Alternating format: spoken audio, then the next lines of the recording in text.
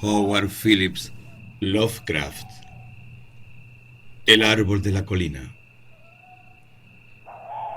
Al sudeste de Hamden, muy cerca de la tortuosa garganta que excava el río Salmón, se extiende una cadena de colinas escarpadas y rocosas que han desafiado todo intento de colonización.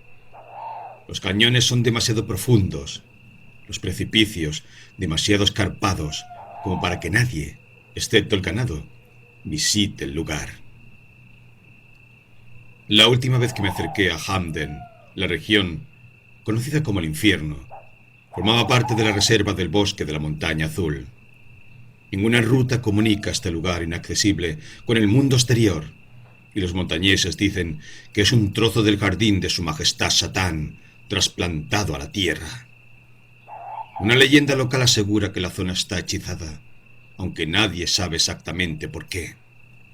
Los lugareños no se atreven a aventurarse en sus misteriosas profundidades y dan crédito a las historias que cuentan los indios, antiguos moradores de la región, acerca de unos demonios gigantes venidos del exterior que habitaban en estos parajes. Estas sugerentes leyendas estimularon mi curiosidad. La primera y, gracias a Dios, última vez que visité aquellas colinas tuvo lugar en el verano de 1938, cuando vivía en Hamden con Constantin Zeuris.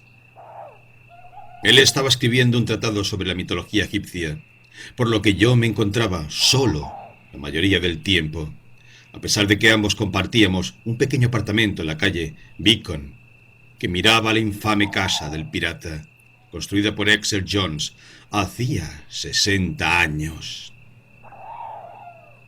La mañana del 23 de junio me sorprendió caminando por aquellas siniestras y tenebrosas colinas que a aquellas horas, las 7 de la mañana, parecían bastante ordinarias.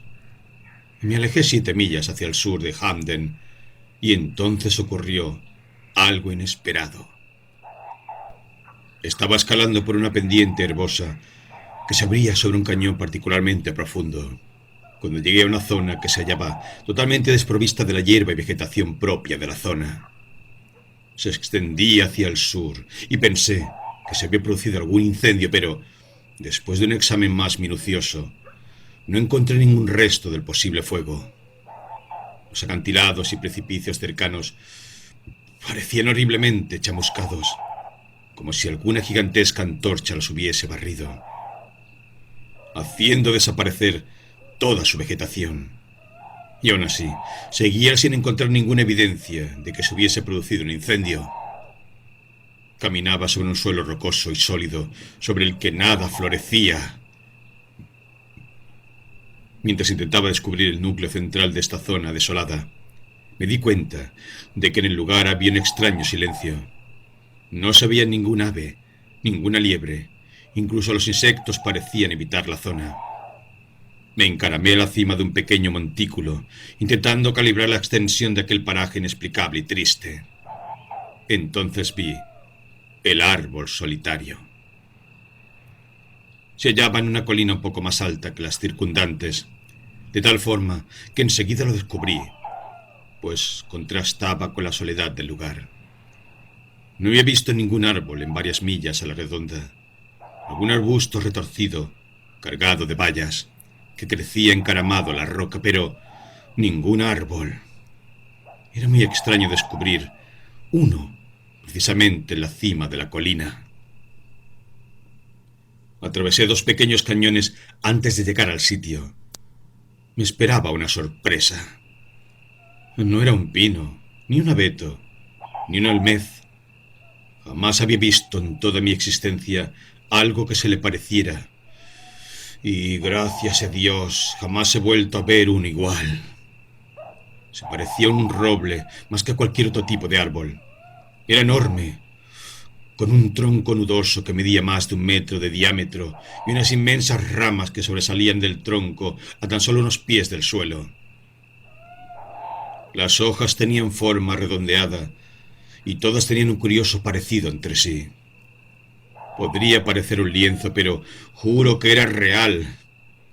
Siempre supe que era, a pesar de lo que dijo Ceunis después. Recuerdo que miré la posición del sol y decidí que eran aproximadamente las 10 de la mañana, a pesar de no mirar mi reloj. El día era cada vez más caluroso, por lo que me senté un rato bajo la sombra del inmenso árbol. Entonces me di cuenta de la hierba que crecía bajo las ramas. Otro fenómeno singular si tenemos en cuenta la desolada extensión de tierra que había atravesado.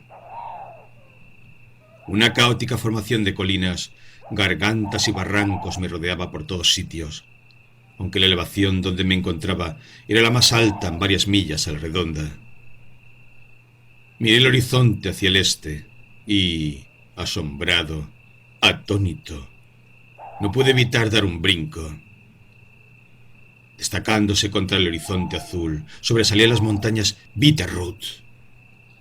No existía ninguna otra cadena de picos nevados en 300 kilómetros a la redonda de Hamden.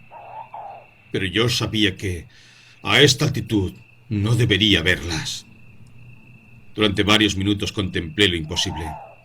Después, comencé a sentir una especie de modorra. Me tumbé en la hierba que crecía bajo el árbol. Dejé mi cámara de fotos a un lado. Me quité el sombrero y me relajé, mirando al cielo a través de las hojas verdes. Cerré los ojos. Entonces se produjo un fenómeno muy curioso.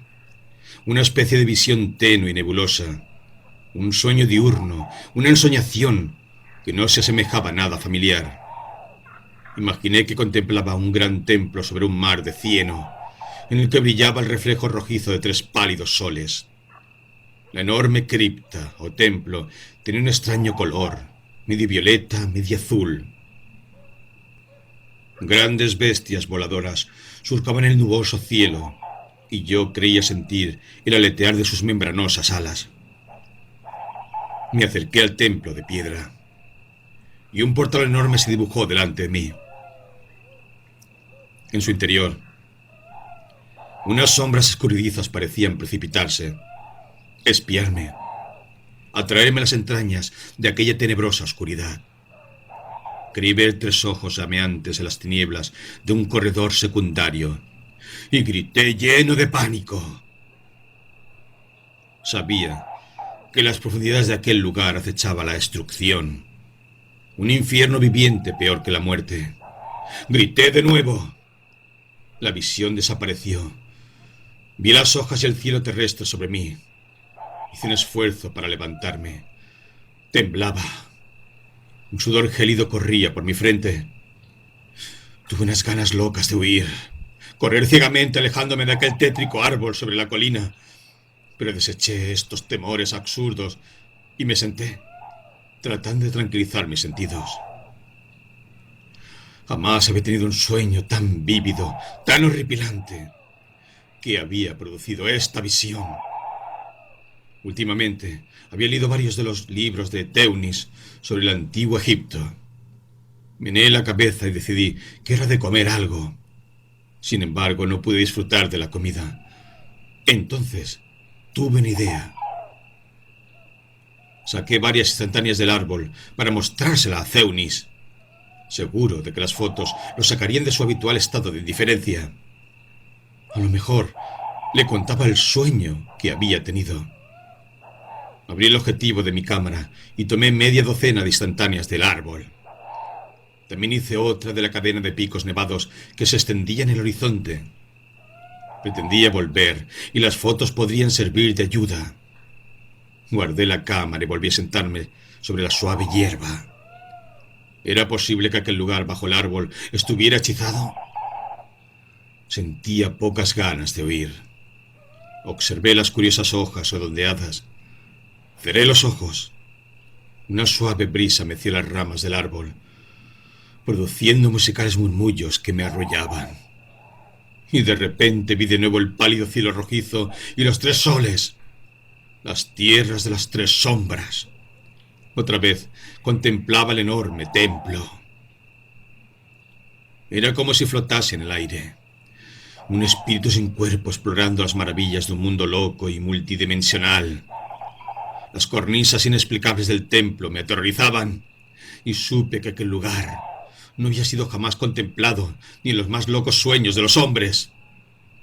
De nuevo, aquel inmenso portalón bostezó delante de mí, y yo era atraído hacia las tinieblas del interior. Era como si mirase el espacio limitado. Vi el abismo, algo que no puedo describir en palabras. Un pozo negro, sin fondo, lleno de seres innominables y sin forma. Cosas delirantes, salvajes, tan sutiles como la bruma de Shambhala. Mi alma se encogió. Tenía un pánico devastador. Grité salvajemente, creyendo que pronto me volvería loco. Corrí. Dentro del sueño corrí preso de un miedo salvaje, aunque no sabía hacia dónde iba.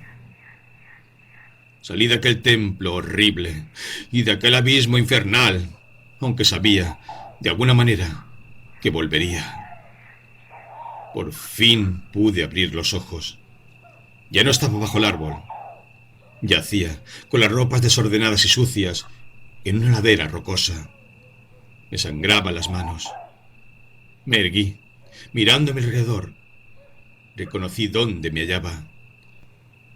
Era el mismo sitio desde donde había contemplado por primera vez toda aquella requemada región. Había estado caminando varias millas inconsciente. No vi aquel árbol, lo cual me alegró. Incluso las perneras del pantalón estaban vueltas, como si me hubiese estado arrastrando parte del camino. Observé la posición del sol. Atardecía. ¿Dónde había estado? Miré la hora en el reloj. Se había parado a las 10:34.